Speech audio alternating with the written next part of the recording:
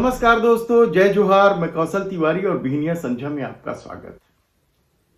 240 seat के साथ सत्ता में आई भारतीय जनता पार्टी यानी नरेंद्र मोदी की सरकार भले ही उतनी मजबूत नहीं मानी जा रही है, लेकिन जिस तरह से सरकार चल रही है यह कहना मुश्किल है कि नरेंद्र मोदी अब भी ताकतवर नहीं है।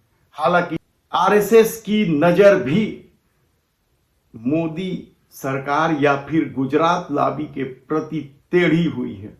इसके बावजूद जो खबरें आ रही हैं वह साफ संकेत दे रहा है कि अब भी देश के प्रधानमंत्री नरेंद्र मोदी सब कुछ अपनी मुट्ठी में ही रखना चाहते हैं। तमाम प्रतिद्वंदी जो माने जाते हैं भारतीय जनता पार्टी के भीतर, नरेंद्र मोदी के जो प्रतिद्वंदी माने जाते हैं, चाहे योगी आदित्यनाथ हो या फिर नितिन गडकरी हो या शिवराज सिंह चौहान, समय समय पर इन लोगों पर नकेल कसने की कोशिश होते रही है।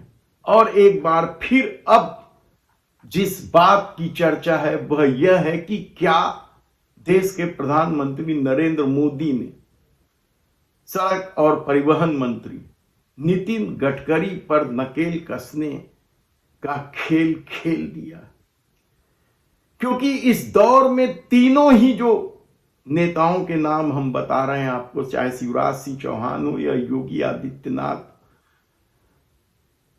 या फिर नितिन गडकरी हो, मोदी को यदि खतरा है तो इन्हीं तीन लोगों से है।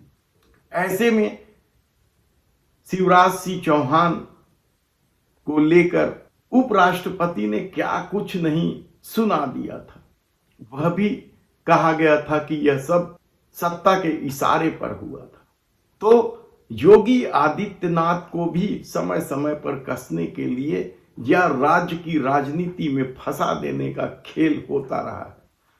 लेकिन अब नितिन गडकरी को लेकर जो खबर आ रही है वह चौंकाने वाला इसलिए है क्योंकि नितिन गडकरी की छवि सड़क के मामले को लेकर लोगों में अच्छी मानी जाती है।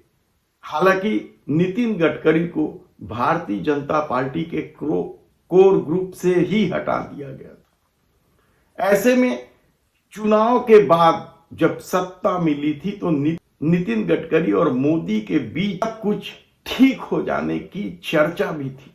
लेकिन अब जो खबर आ रही है वह चौंकाने वाला इसलिए है क्योंकि यह मामला सीधे सीधे नकेल कसने का मामला बताया जा रहा है।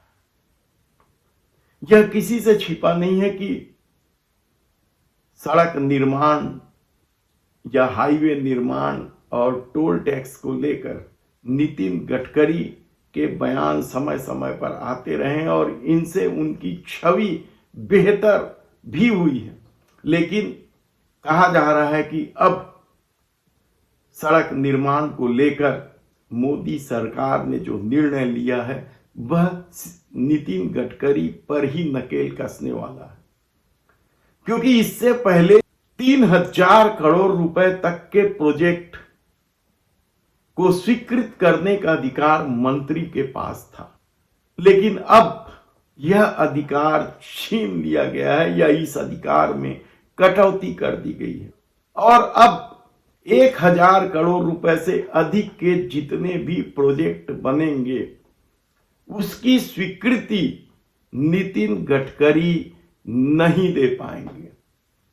इसकी स्वीकृति के लिए अब मंत्रिमंडल समूह को अधिकृत किया गया है, यानी 1000 करोड़ रुपए से अधिक के जो भी प्रोजेक्ट अब बनाए जाएंगे वह मंत्रिमंडल समूह ही तय करेंगे कि इसे पास करना है, स्वीकृत करना है, नहीं करना है। देखना है कि आने वाले दिनों में और किस किस तरह की राजनीति होती है, क्योंकि चर्चा तो इस बात की भी है कि सितंबर तक ही देश के प्रधानमंत्री नरेंद्र मोदी सत्ता में बने रहेंगे, उसके बाद कोई दूसरा प्रधानमंत्री बनेगा। लेकिन अभी समूची राजनीति चुनाव में व्यस्त है। देखना है कि आने वाले दिनों में इस खेल में और क्या कुछ सुनाई देता है।